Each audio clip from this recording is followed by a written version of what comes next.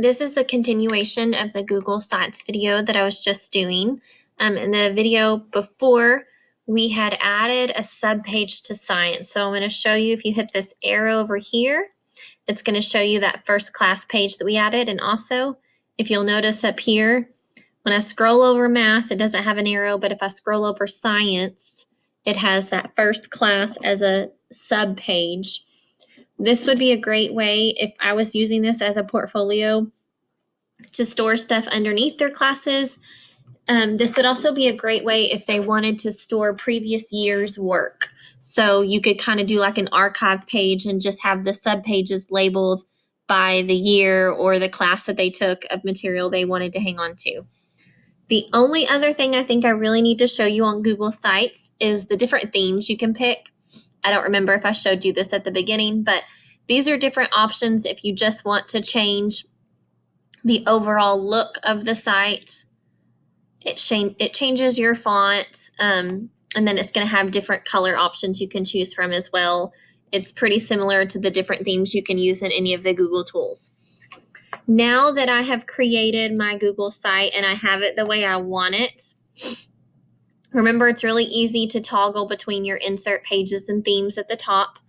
When I was helping some students create them last year, actually the year before, the old Google sites, they would always say that their toolboxes have been lost, but they forgot that you can move between these options. Now, my favorite tool, once you're finished with all of it, this little eyeball at the top, is going to allow you to preview it like anybody would preview it that came to your site.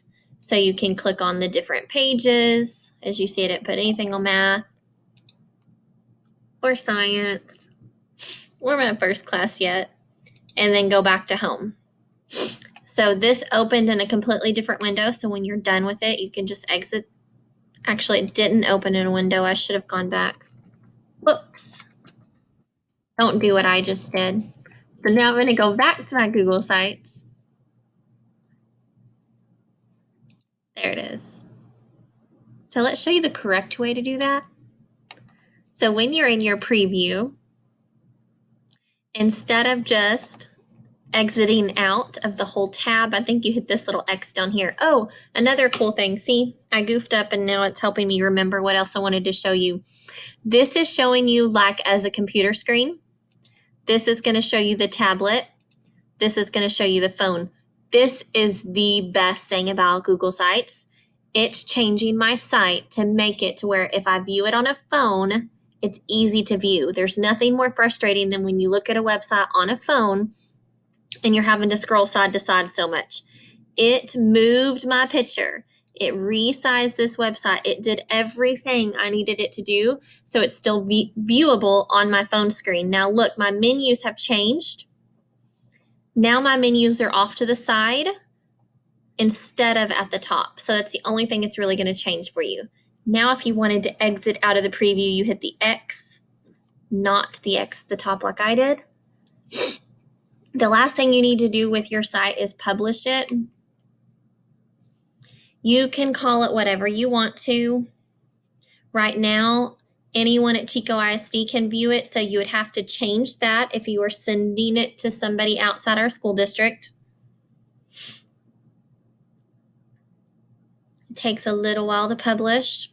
Now, if you want to, you can share it with others, or you can copy the published link. So the published link is just going to be like the web address to get to the site. Or if you want to share it with others, it's the same sharing tools you see in Google Docs. Remember, right now they can edit it, or if I just want them to view what's published, they can only view that. So you have some options there as well. That makes it to where if kids were working on a site together, I'm going to go back into this menu, I could share it with my partner and they could edit things just like I could edit things. So in every Google tool, when you have your sharing option, you have to pay attention to whether you want them to just view it or you want them to view it and be able to edit it.